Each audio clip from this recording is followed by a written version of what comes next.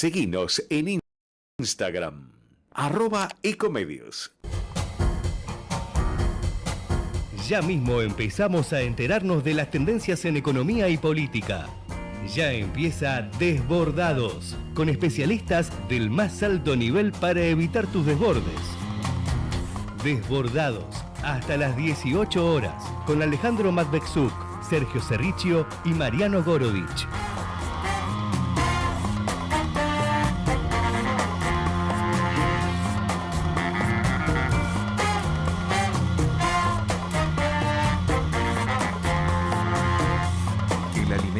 Es vida, y exportarlo es crecer, es bienestar para todos, con tecnología, inversión y trabajo. El complejo cerealero oleaginoso realizó más del 35% de todas las exportaciones argentinas. Alimentos argentinos para el mundo. Cámara de la Industria Aceitera de la República Argentina y Centro de Exportadores de Cereales. Naturgy te recuerda que alterar las instalaciones de gas de la distribuidora o un medidor de gas representa un potencial alto riesgo para la seguridad de las personas y para sus bienes materiales, además de constituir un delito. Por ello, las instalaciones de gas solo pueden ser manipuladas por personal autorizado por la compañía. Si sos testigo o tenés conocimiento de estas irregularidades, te pedimos que hagas la denuncia. Si preferís en forma anónima al 0810-333-6862 o por mail a denuncias@naturgy.com.ar. Cuidémonos entre todos.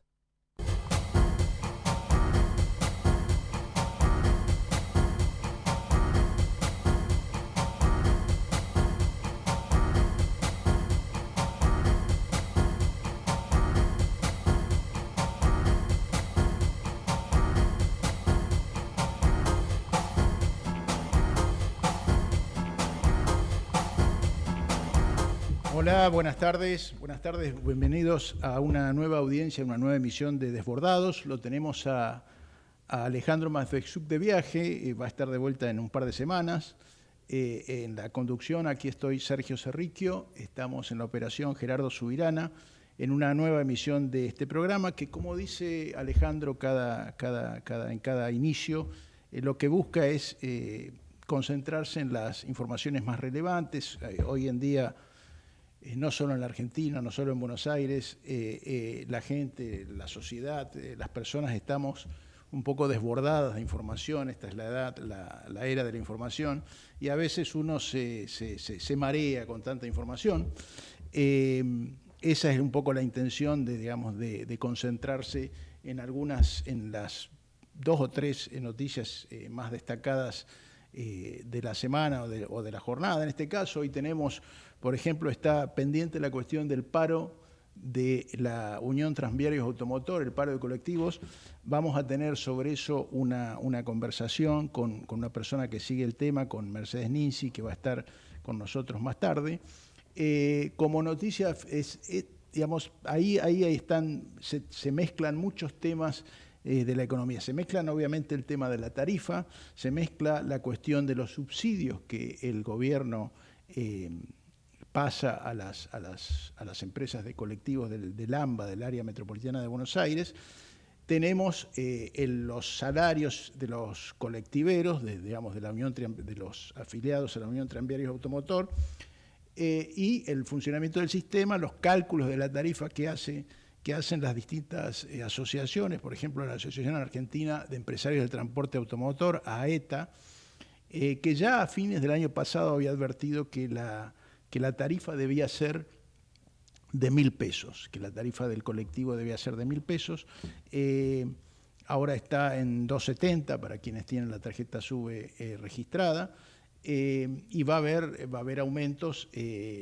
Justamente este conflicto tiene que ver en parte con el monto de los subsidios que el gobierno pasó, y si ese monto de subsidios está o no acorde con el último acuerdo paritario, que incluía unas cifras para el mes de marzo, que hoy se cobra por parte de los choferes, que estaba desfasado respecto al aumento que se había negociado, pero que a su vez no está homologado. Por lo tanto, Hay empresas que pueden llegar a pagar lo que los choferes están esperando cobrar este mes, hay otras que no. Entonces, y en función de eso se va a decidir, vamos a saber exactamente la situación. Pero de eso, como les decía, vamos a hablar con Mercedes más tarde. Hoy, otra cuestión, el riesgo país perforó el piso de los 1.200 puntos. Realmente esto no ocurría desde el año 2020, desde septiembre de 2020. ¿Y qué había pasado en septiembre de 2020? En agosto de 2020, a fines de agosto, se había producido, se había terminado, se había operado finalmente el canje de deuda que había gestionado el entonces ministro de Economía, Martín Guzmán, y además había ciertas características de lo que se llama el ENVI, el indicador de riesgo país más conocido, que es se llama Emerging Market Bond Index, que es una especie de medida del riesgo de los distintos bonos en función de la cotización y de la renta que dan esos bonos. Entonces, en función a más bajo precio, mayor se considera la renta, que es una renta fija, y eso va indicando la diferencia con el rendimiento de los bonos de Estados Unidos, y a eso se le llama el riesgo país. No es una encuesta, el riesgo país no es una cuestión de opiniones o de análisis de los bancos, es una medida del precio de los bonos en función de la renta que pagan, y a eso se le llama riesgo país. Entonces tenemos esa cuestión, más tarde también lo vamos a tener a Mariano Gorodich, que es especialista en cuestiones financieras, y también vamos a tratar hoy, vamos a abordar la cuestión de los precios. Hay una sensación cada vez más potente, cada vez más fuerte, de que los precios en la Argentina se han desfasado, que la Argentina está cara en dólares. Se ha invertido, por ejemplo, y eso lo mencionamos la semana pasada, se ha invertido la dirección de los flujos de personas que viajan de un país a otro. Antes había miles de mendocinos, de chilenos que cruzaban a Mendoza, por ejemplo, y compraban, eran tours de compras, se llevaban, arrasaban en los supermercados, porque Argentina estaba muy barata. Lo mismo pasaba con el tema del combustible, en el caso en ciudades fronterizas como en la zona de Misiones, en Posadas, por ejemplo, venían de Brasil o de Paraguay a cargar nafta en la Argentina, porque la nafta era muy barata. Bueno, eso es cosa del pasado, no solo que ya no ocurre, sino que se ha invertido. En Mendoza, en Calafate, por ejemplo, en la zona fronteriza y con Chile en el sur de la Argentina, o en Río Turbio, en Bariloche, en Mendoza, como ya dije, se está produciendo el éxodo contrario, argentinos que van a comprar, no todos los productos, porque no es que la Argentina está más cara que todos los países vecinos en todos los productos, pero sí unos cuantos productos que resultan más baratos en Chile que en la Argentina. No sucede así con Uruguay. Uruguay está caro. Yo hace poco había estado mirando los precios. Hay un indicador de los valores relativos, que es una simplificación, obviamente, que se llama el índice Big Mac, que publica la revista británica The Economist desde el año 1986. Y el último que había publicado, porque lo publica cada 6 meses, lo publicó a principios de enero de este año, con los valores de diciembre, ya producida la devaluación inicial que decidió, que impuso el gobierno de Javier Milei. Y ese índice en ese momento daba que la Argentina, sobre 55 países, el Big Mac, que es una especie de simplificación del costo de vida, la característica del sándwich, de la hamburguesa, es que, del sándwich solo, no en combo, es que es homogéneo, se hace igual en todos los países, o muy parecido en todos los países, y una especie de combinación de costos, combustible, alquileres, personal, obviamente carne, queso, pan, verduras, algunas verduras, y eso es una medida simplificada, una forma simplificada de medir, de comparar precios. En ese momento, en diciembre, con la publicación en enero, sobre 55 países, el Big Mac en la Argentina aparecía en el puesto número 35, es decir, era uno de los más baratos del mundo. Ahora, si lo tomábamos hace 2 semanas, ya había pasado al puesto 12, tenía el Big Mac tan caro como Canadá. Y eso es una simplificación, obviamente uno lo puede tomar como anecdótico, pero está sucediendo en muchos órdenes, en demasiados órdenes, y tiene que ver con esto que decía de que la Argentina se encareció demasiado en dólares. Y eso es un problema para la economía porque le quita competitividad a la economía, le resta fuerza a la posibilidad de que las exportaciones sean una fuerza de tracción, de salida, eventualmente de recuperación a la fortísima recesión que está atravesando la Argentina. Y uno de quienes se ocupó de ese tema el viernes pasado y que se comentó durante el fin de semana fue nada más ni nada menos que el ex ministro de Economía, Domingo Cavallo. Domingo Cavallo es un economista que el presidente Javier Milei respeta mucho, de hecho lo ha llamado alguna vez el mejor economista de la historia de la Argentina. Y Cavallo, además de decir, por ejemplo, no se apuren con la unificación del tipo de cambio, no se apuren con que haya un solo dólar, y si cuando se hace eso tiene que tener cuidado de que el Banco Central siga acumulando reservas.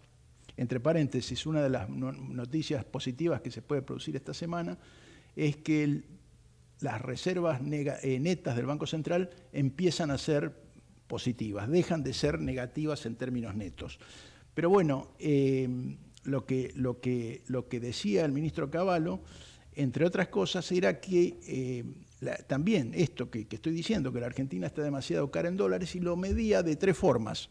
Comparaba los precios de tres ítems: alimentos, de los precios en la Argentina y en Estados Unidos, de alimentos, combustibles y electrónica. En el caso de alimentos, que antes era mucho más barato, hasta 80% más barato llegó a ser en la Argentina, o sea, los precios en la Argentina en dólares en alimentos eran una quinta parte en promedio en algunos momentos, después fue cambiando, eso varía con el tiempo, pero bueno, ahí estaba en torno del 20%, y ahora son más del 60%, hasta el 70% en algunos casos, del precio de los alimentos en Estados Unidos. Es decir, son 30% más baratos, pero claro, Argentina no tiene los salarios 30% más bajos que en Estados Unidos, lo tiene 90 o 80% más bajos que en Estados Unidos en promedio. En el caso de los combustibles, la diferencia ya casi se desvaneció, y en el caso de electrónicos, Argentina es más cara que en Estados Unidos. Pero bueno, estos son temas que vamos a ir tratando en los próximos bloques. Hacemos una pausa musical.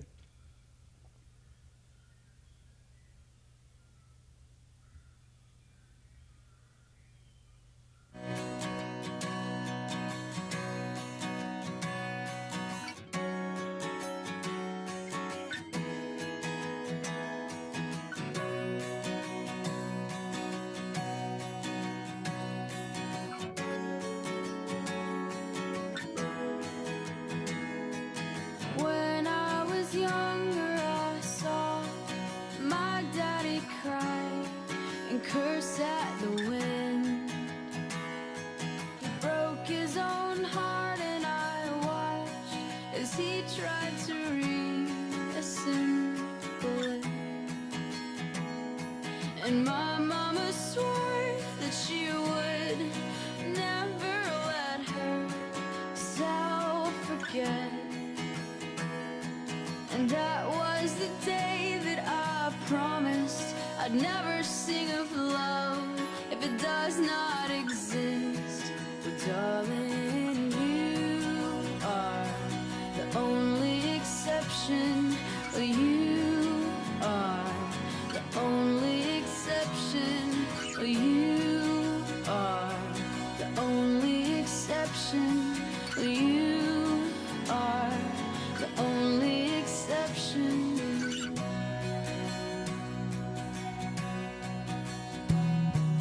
Maybe I know somewhere deep in my soul that love never lasts.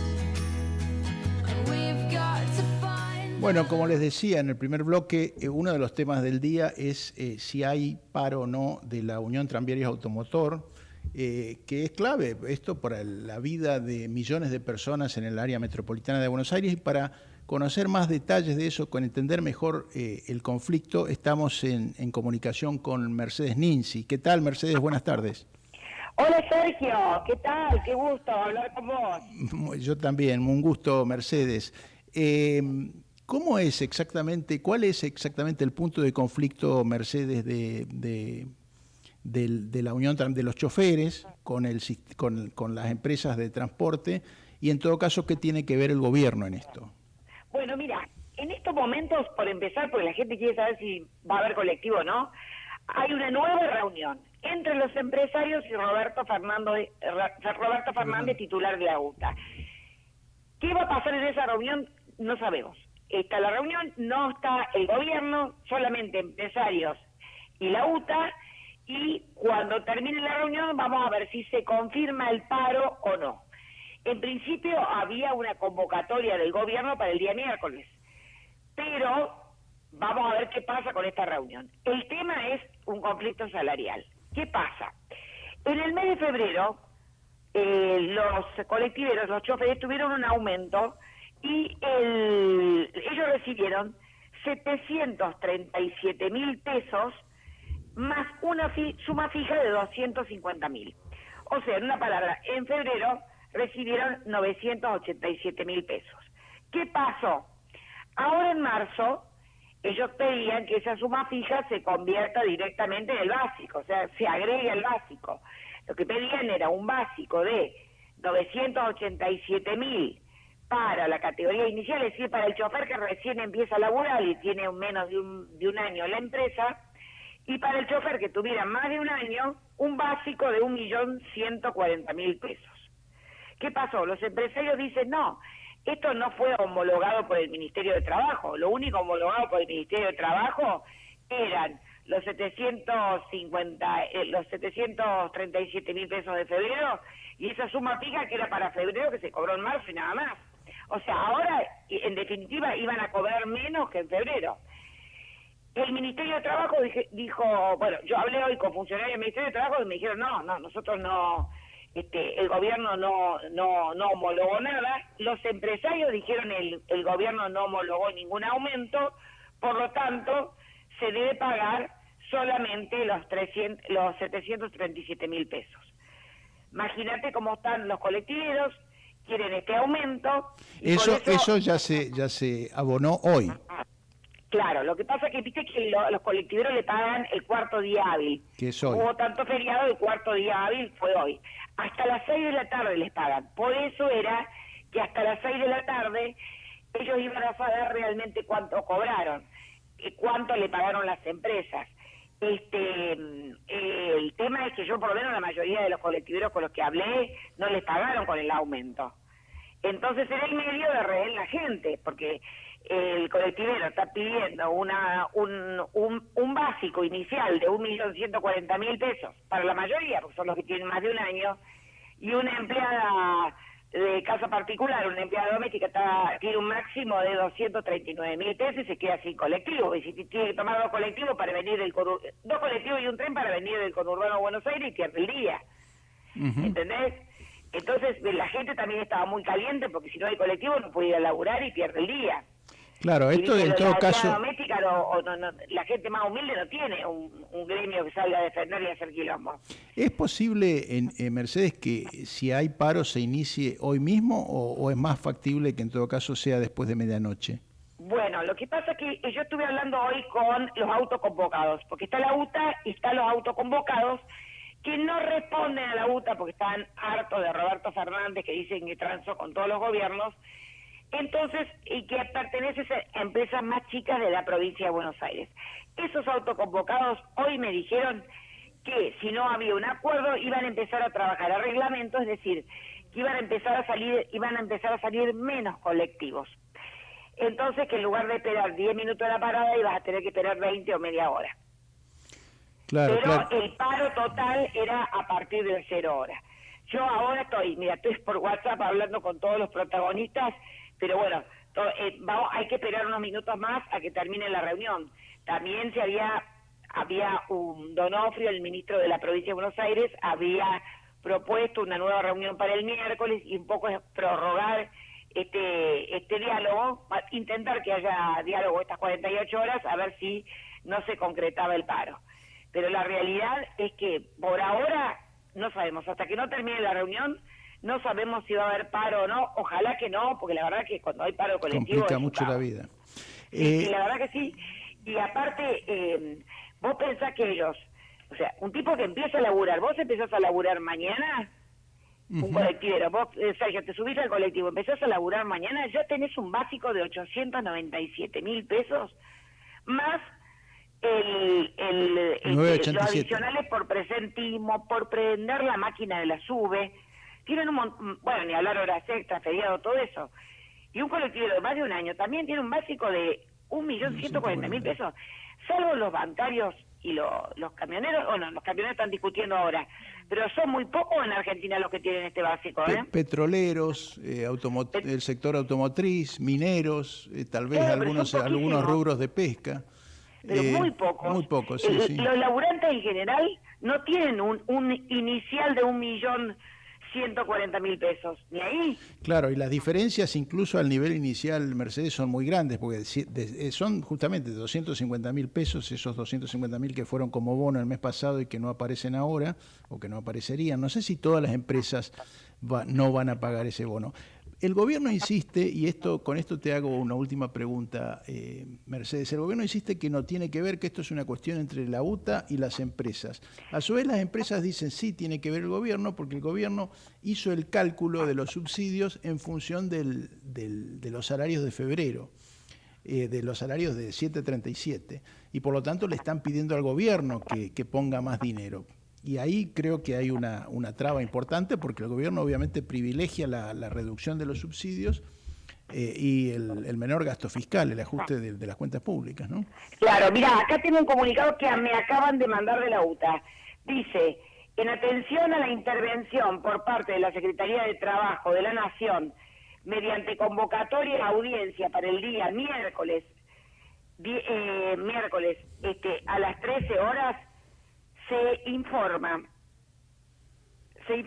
que asistiremos a la misma y en procura de la paz social y a fin de no paralizar un servicio de gran relevancia para millones de usuarios que se transportan diariamente, se determina dicho plazo final para dar cumplimiento al acuerdo salarial homologado por la autoridad de aplicación. Respondiendo, bueno, en una palabra, lo que estamos diciendo es que suspenderían el paro hasta el miércoles, lo que te había anticipado, ¿no? En la reunión del miércoles. Del mismo modo. Este es calentito, me lo acaban de mandar de la UTA. Bueno, esto es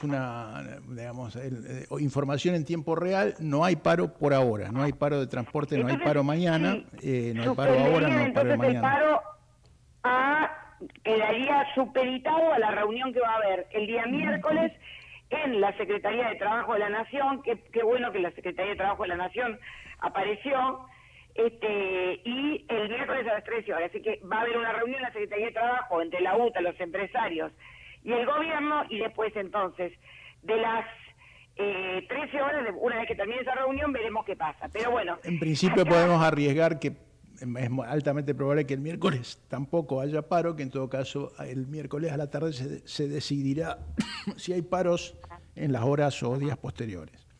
Claro, a ver, pero estoy recibiendo más mensajes. En principio entonces quedaría suspendido el paro. Esperemos que realmente sea así, que se concrete. Y yo sé que había una línea que es la DOTA, que tiene el 70% de las unidades, el 70% de las líneas de Capital Federal,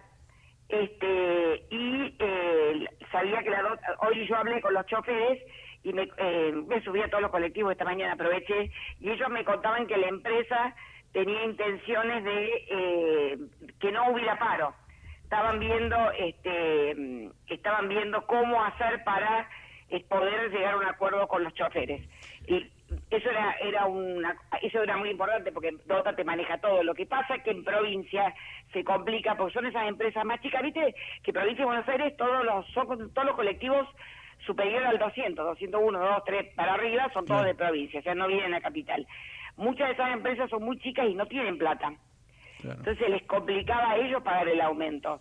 Y lo que ellos decían es que el gobierno les daba un subsidio para pagar el sueldo de 737.000 pesos, pero no les daba un subsidio acorde con este aumento que querían los choferes, que para la categoría inicial era de 987.000 pesos. Resumiendo, Mercedes, muchas gracias. Resumiendo, no hay paro mañana, muy probablemente tampoco haya paro el miércoles, y el miércoles hay reunión para decidir qué acciones va a realizar o qué no va a realizar la Unión Tranviarios Automotor. Muchas gracias, Mercedes. Acá me están escribiendo un mensaje, un funcionario de la Secretaría de Transporte de la Nación ratificándome la reunión, el levantamiento del paro por el día de hoy, así que bueno, absolutamente confirmado por las dos fuentes, por la UTA y por el Gobierno Nacional. Información en tiempo real. Muchas gracias, Mercedes. Un beso, Sergio, cariños. Chao. Hasta luego. Chao. Y tampoco hay por estas horas paro de camioneros, pese que se había advertido Pablo Moyano de que no se iba a mover ni una hoja. Tampoco hay paro por ahora porque muchas de las empresas del sector están pagando el acuerdo que había llegado del aumento de 45% en 2 tramos. No fue homologado por el gobierno decía que hay 4 cámaras citaba que no habían homologado ese acuerdo y por lo tanto no había homologación automática como pretendía el gremio de camioneros. Como las empresas o muchas de las empresas de transporte lo están pagando, finalmente no hubo hasta ahora paro de camioneros. Hacemos una pausa y volvemos en el próximo bloque. Ecomedios.com AM1220. Estamos con vos. Estamos en vos. American and Merit Hoteles. Primera cadena hotelera argentina. 3, 4 y 5 estrellas. Más de 20 destinos de Argentina y el Cono Sur. Aprovecha el código promocional Puro Branding con el 10% de descuento para los hoteles American Córdoba Park, American Executive Córdoba, American Buenos Aires Park, Merit San Telmo y American Executive Mendoza Hotel hasta fin de año. No válido para fines de semana largos. American and Merit Hoteles. Hoy podemos decir orgullosos que en Vicente López tenemos las escuelas municipales más modernas y tecnológicas de Argentina. No para ganarle a nadie, para que ganen los chicos. Vivamos Vicente López. Este verano festivaleas en Catamarca. Todos los miércoles conocé la agenda de festivales del fin de semana en las redes sociales del Ministerio de Cultura, Turismo y Deporte en turismo.catamarca.gov.ar. Informate en ecomedios.com. Seguinos en TikTok, @ecomedios1220. Sin acartonamientos, con la dosis de humor necesaria para que la realidad no duela. Desbordados, con Alejandro Matbexuk, Sergio Cerrichio y Mariano Gorodich. El alimento es vida y exportarlo es crecer. Es bienestar para todos, con tecnología, inversión y trabajo. El complejo cerealero oleaginoso realizó más del 35% de todas las exportaciones argentinas. Alimentos argentinos para el mundo. Cámara de la Industria Aceitera de la República Argentina y Centro de Exportadores de Cereales. Naturgy te recuerda que alterar las instalaciones de gas de la distribuidora o un medidor de gas representa un potencial alto riesgo para la seguridad de las personas y para sus bienes materiales, además de constituir un delito. Por ello, las instalaciones de gas solo pueden ser manipuladas por personal autorizado por la compañía. Si sos testigo o tenés conocimiento de estas irregularidades, te pedimos que hagas la denuncia. Si preferís en forma anónima al 0810-333-6862 o por mail a denuncias@naturgy.com.ar. Cuidémonos entre todos. Bueno, acá estamos en un nuevo bloque de desbordados. La temperatura, la verdad que una muy linda tarde de otoño con sol, con buena temperatura. Según la última actualización del Servicio Meteorológico Nacional, en este momento estamos con 25 grados un centígrado, 25 grados Celsius, obviamente. La presión es de 1008.1 hectopascales, el viento de noreste a 9 kilómetros y una visibilidad de 10 kilómetros.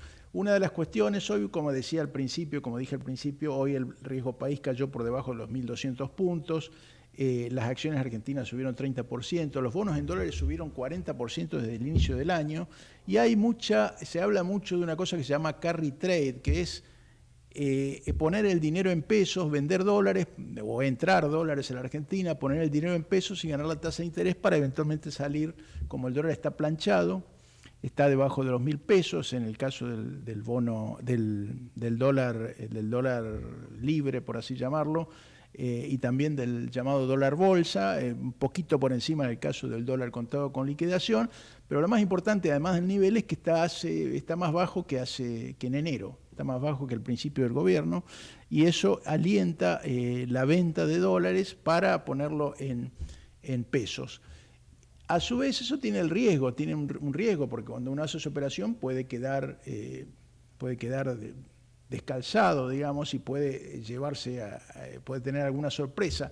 Y tiene mucho que ver en lo que suceda la tasa de interés, las decisiones que tome el Banco Central en cuanto a la tasa de interés, que obviamente la está bajando, constantemente bajando, es muy inferior a la inflación, pero a su vez es superior al rendimiento del dólar. Y sobre ese tema tenemos el análisis de nuestro colega Mariano Gordich. Hola Sergio, ¿cómo estás? Acá lo que ve el mercado para la columna de desbordados es que la tasa de plazo fijo se va a desbordar. Se va a desbordar para abajo. ¿Por qué? Porque luego de que el viernes se anuncia una inflación del 10%, en el Banco Central analizan una nueva baja de la tasa de política monetaria.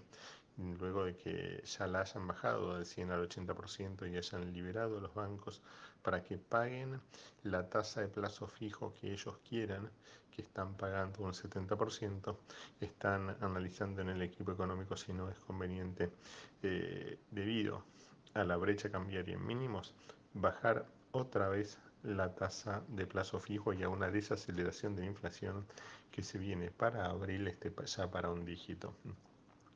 En realidad de lo que baja el gobierno es la tasa de política monetaria, sí, la podría bajar del 80 al 70%, con lo cual los bancos bajarían la tasa de plazo fijo del 70%, que la tienen hoy aproximadamente, hacia un 60%. Con esto lo que gana el gobierno es licuar de alguna manera los pasivos monetarios, porque es menor la tasa de interés que tienen que pagar por los pases, y a su vez bajar la tasa de financiamiento, ¿no? Que los bancos bajen la tasa de financiamiento para que la tasa que prestan, ¿no?, para las pymes, para las empresas, baje y se reduzca el costo de un descuento de cheque, descubierto en cuenta corriente, que bajen los préstamos personales, que baje la tasa así de revolving, ¿no? Cuando uno se financia con la tarjeta de crédito, y que de ahí los beneficios, ¿no? De poder ir bajando la tasa. Si no es ahora, seguramente será cuando se conozca ya la inflación de abril. Aquí estamos, Sergio, hasta la próxima Desbordados.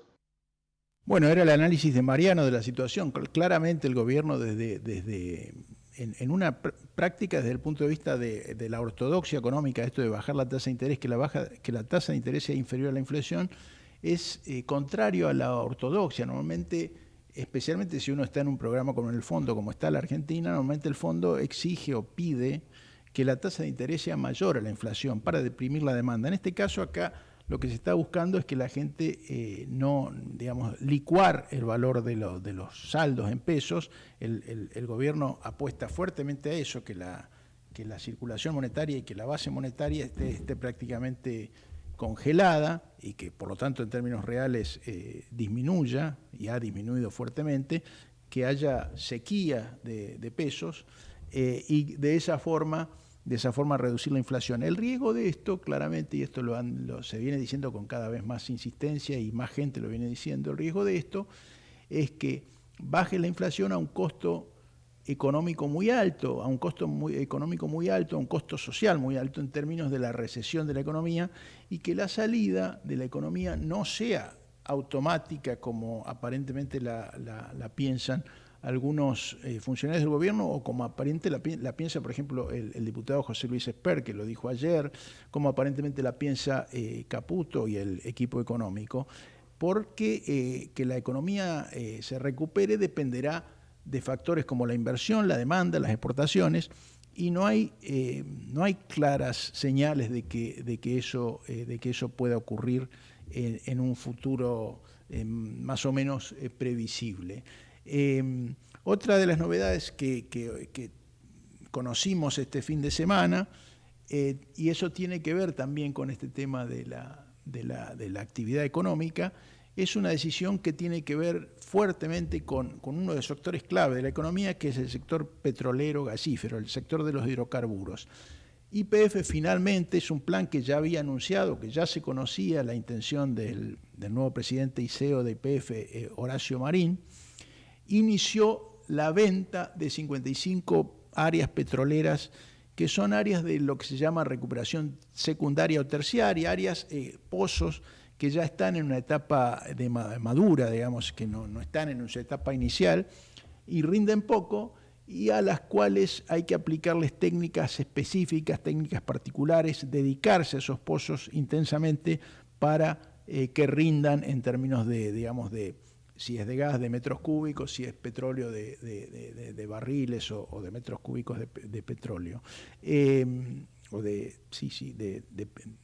petróleo se mide también en peso, pero digo, esa es una decisión que considera estratégica el presidente y CEO de YPF y el directorio de YPF, porque quieren concentrarse en el desarrollo más intenso aún de Vaca Muerta.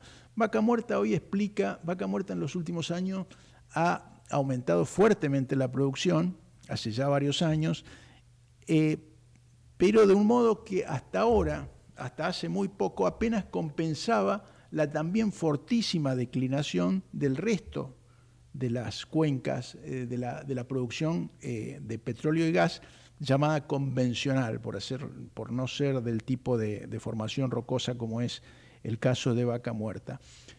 Un dato o dos datos, mejor dicho, para ilustrar o para precisar esto, es que si uno observa, por ejemplo, en base a... hay una consultora internacional que se llama Oil Production Consulting, que hace actualizaciones de información mensual en base a datos oficiales. Las reservas de la Argentina, en el caso del petróleo, Vaca Muerta representa el 54% de las reservas de petróleo de la Argentina, y en el caso del gas el 73%. O sea, Argentina, en términos de hidrocarburos, hoy es Vaca Muerta. Por eso YPF y las grandes petroleras se están concentrando ahí. ¿Qué queda para esas áreas donde se retira YPF y ya se han ido retirando las empresas más grandes? Queda el desarrollo de empresas locales, empresas pequeñas, empresas especializadas en recuperación terciaria, secundaria y terciaria, con técnicas especiales, con uso de agua, con otras técnicas, para sacarle el jugo a esos pozos, el jugo que ya es el jugo, la productividad final de esos recursos. Este retiro afecta fundamentalmente a Chubut, a Río Negro, en menor medida, pero Chubut es una provincia petrolera, a Santa Cruz, a Tierra del Fuego, también a Neuquén, porque también en Neuquén hay áreas convencionales, y a Mendoza. En el caso de Mendoza tiene también una porción de Vaca Muerta, así como también la tiene Río Negro, pero no la tiene desarrollada. Y en el caso de Santa Cruz, cuyo gobernador Claudio Vidal ha dicho que no hay que temer por el retiro de YPF, porque las empresas locales, ahí se habla de la posibilidad de que una empresa estatal que se llama Fomicruz sea la que tome esas áreas y consiga inversores y aplique tecnología para producir estos pozos. Y en el caso de Santa Cruz también tiene la posibilidad del desarrollo de otra especie de vaquita muerta que se llama Palermo Aique, que es también una formación geológica que habría que explotar, mejor dicho, con técnicas llamado fracking no convencionales. Hay muchas esperanzas de la provincia puestas en ese recurso y bueno, los próximos años darán su veredicto al respecto. Escuchamos un poco de música y volvemos en el último bloque del programa.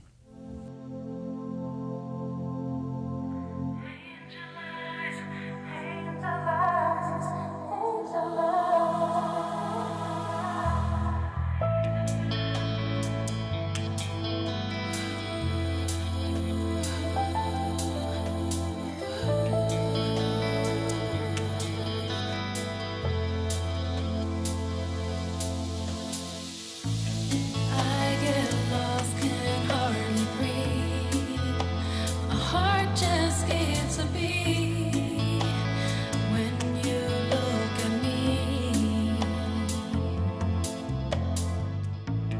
Time stands still, words can't explain the feelings that remain. Dreaming it will stay. I've been searching all my life for someone who can set me free. Oh, now I found you. I've come to realize all I see is angel eyes, angel eyes, angel eyes, angel eyes, angel eyes, angel eyes, angel eyes,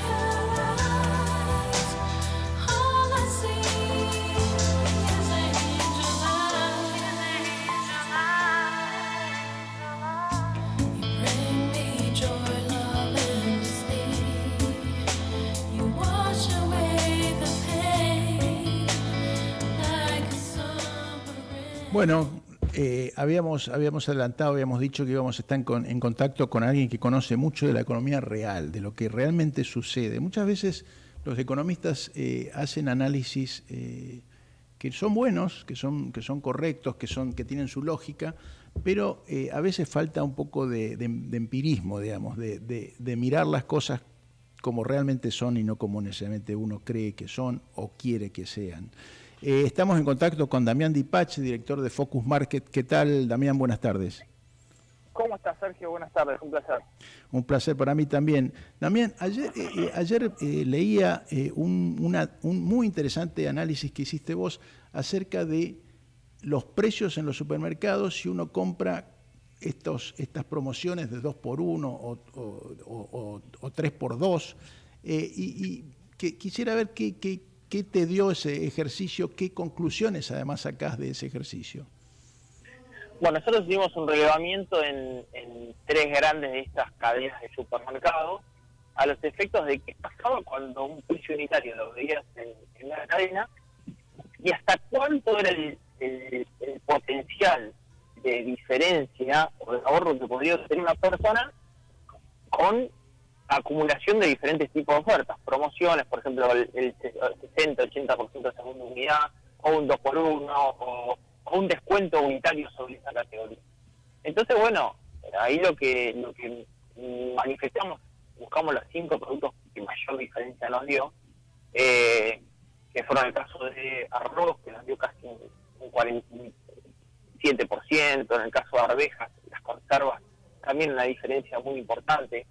Y bueno, ahí lo que se ve en manifiesto es que hoy, ante la caída del consumo, las grandes cadenas intentan liberarse de ese stock con promociones que desvían mucho efectivamente el precio real que uno está pagando, porque por ahí esa categoría la pagaste con precio unitario, un precio mayor en otra cadena, y tuviste otra categoría en promoción en el lugar donde terminaste comprando y te sucede lo inverso en otra. Entonces es muy difícil constituir de esta manera una canasta inteligente de compra en una situación donde la distorsión de precios es muy, pero muy grande. Es una distorsión, además, Damián, y esto es una opinión mía, pero te la expongo, digamos, que en cierto modo el gobierno terminó generando, o empezó generando, cuando al principio del gobierno se hablaba de esa inflación del 7.000% o 17.000%, cuando se decía que el 30% de inflación sería un numerazo. Me parece que en vez de tratar de aplacar las expectativas, el gobierno las aumentó. ¿Sabés que yo hoy en la mañana le explicaba eso mismo acerca de lo que vos decís con 2 manuales? Mirá, está buenísimo lo que decís y está bueno que lo conversemos con tus oyentes. Una parte es el manual macroeconómico, es decir, ¿qué pasó en diciembre? Y la verdad que tenías un excedente de moneda fenomenal, tuviste una devaluación muy fuerte, del 54%, que ahí había avanzado el tipo de cambio oficial bolsonista, tenía mucho fundamento macroeconómico. Pero además, vos sabés que la economía es una ciencia social, y el barómetro de la economía es lo que pasa en la calle, en ese comercio minorista, y si efectivamente tenías un presidente que la expectativa respecto a lo que iba a pasar para la variación del precio de los bienes y servicios era 15.000%, yo como agente económico racional digo, ¿para qué? Si estamos al 200, yo mañana quiero estar a 400, y después quiero estar a 800, ¿me entendés? Sí, sí. Entonces sí, efectivamente pasó. Las dos cosas, paralelamente. Fundamento macro y expectativas alentadas desde lo discursivo en ese fogoneo micro, ¿no? Las dos cosas. Últimamente, Alejandro, Damián, quiero decir, han proliferado, se han hecho más numerosas, más insistentes las comparaciones de precios de la Argentina en dólares con otros países, y ahí se ve que la Argentina se encareció demasiado en dólares. En parte tiene que ver con esto que estamos hablando, con esta inercia que se generó, con el hecho de que en diciembre, el primer mes de gobierno de Milei, el índice de precios mayoristas fue del 54%, la verdad que fue una guasada, digamos, ese índice.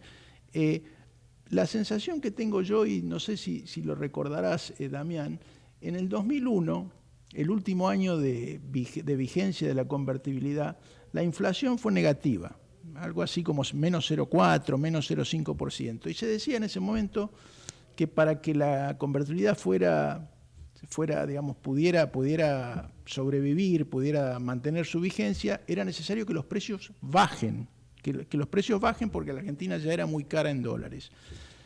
Y que los precios bajen es difícil, es muy difícil, porque no solo tiene que haber falta de demanda, recesión, sino que tiene que ser prolongada. Y ese es un poco el aspecto que más me preocupa de la situación actual, que los precios no alcanzaría, me parece, con que la inflación baje. En algún momento me parece que si los salarios no se recuperan, o en todo caso no se recuperan de modo que a su vez no agiten la inflación, en algún momento los precios deberían bajar. Y eso es realmente difícil. No sé qué es lo que pensás al respecto. Ayúdame a pensarlo juntos. Es difícil que los salarios evolucionen cuando la actividad económica cae. Claro. Porque la principal preocupación y ocupación del empresario es preservar su plantilla. No otorgar más salario del volumen porque efectivamente la actividad económica no da. Pero suponete que vos tenés un comercio, ¿no?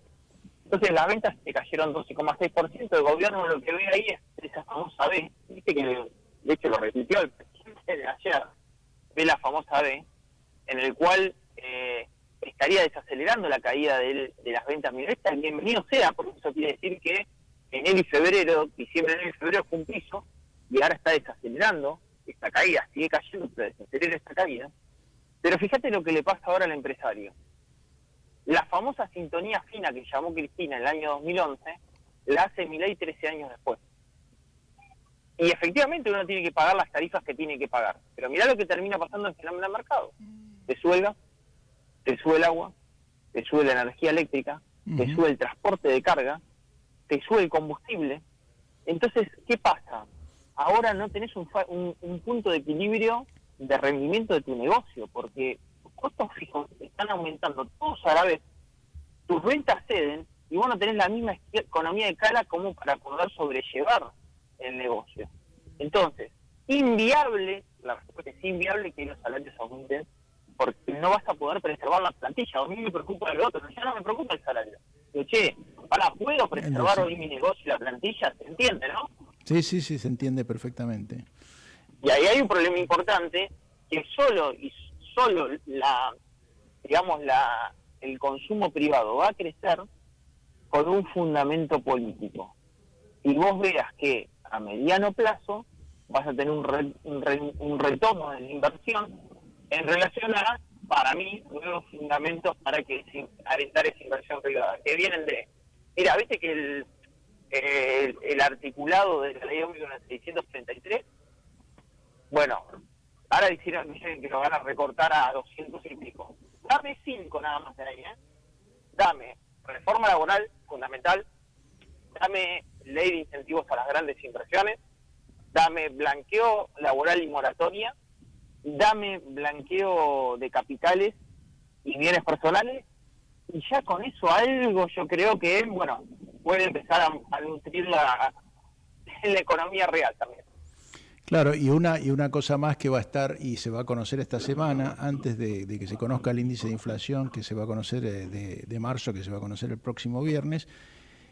Hoy hubo una reunión del ministro del Interior, Guillermo Francos, con el bloque de diputados, de legisladores, en realidad que encabeza Miguel Pichetto, y se dio a conocer que mañana el gobierno va a remitir su borrador de la ley bases. Y ahí también hay otra cuestión, fuera de la ley bases o dentro de la ley bases, no se sabe exactamente el formato, que va a ser la reversión de la reforma del impuesto a las ganancias que hizo, a mi juicio, irresponsablemente el ex ministro de Economía y candidato presidencial Sergio Massa en septiembre del año pasado, porque obviamente volver a que gente que dejó de pagar el impuesto a las ganancias vuelva a pagarlo va a ser un costo político importante. Pero bueno, esas son, y además en el caso del impuesto a las ganancias es el impuesto por el que más puja en las negociaciones el Fondo Monetario Internacional. Pero bueno, muchas gracias Damián por el análisis de precios. Yo sé que vos seguís, y por eso justamente te llamamos, que seguís con mucho detalle y empíricamente, no teóricamente, qué pasa con estas cosas, y por eso es tan interesante escucharte. Buenas tardes. Un placer, Sergio. Abrazo grande. Chao, hasta luego. Volvemos con música antes de la despedida del último segmento de Desbordados.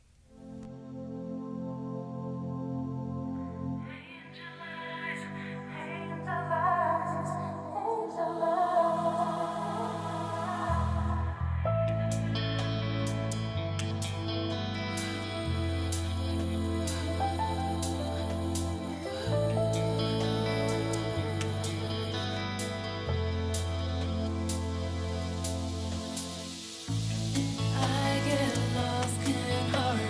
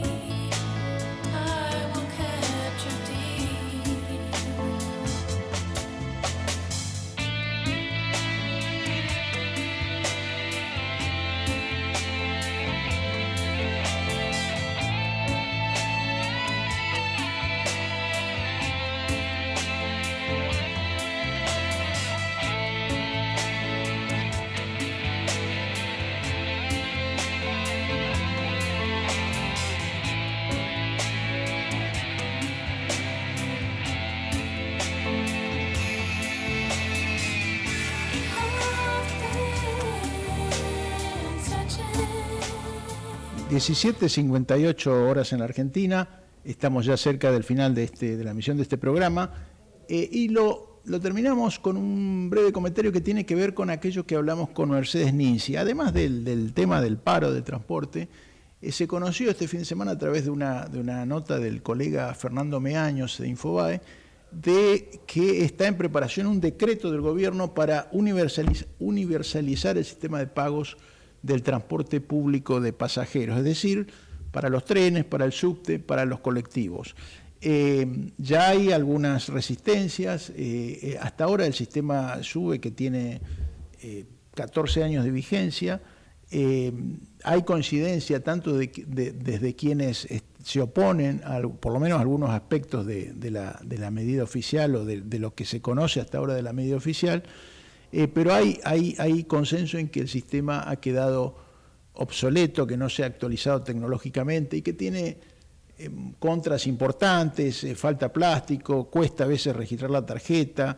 Si uno se queda sin saldo porque se olvidó la tarjeta, no puede usar el colectivo. Si uno viene de otra ciudad y no tiene la tarjeta, o es extranjero y llega al país, no puede usar el transporte público. Y hay entonces una intención oficial de universalizar, quiero decir, el sistema de pago de forma que se pueda pagar con tarjeta de crédito, con tarjeta de débito, eventualmente con QR sería más difícil, y con distintos sistemas, que sea posible pagarla de cualquier forma. Eso está en discusión, los bancos están muy interesados en el negocio, hay preocupación de las empresas de transporte por las inversiones que tengan que hacer para introducir este sistema, pero bueno, esto es un tema que se está debatiendo, que probablemente hacia fin de año tengamos novedades, y que afecta la vida, digamos, la vida diaria de los argentinos. Nos despedimos entonces hasta el próximo lunes, cuando volvamos con Desbordados. Esto fue Desbordados, con Alejandro Matbetsuk, Sergio Cerrichio y Mariano Gorodich. Te esperamos el próximo lunes a las 17 horas con la información que importa. Una producción de El Tablero Producciones.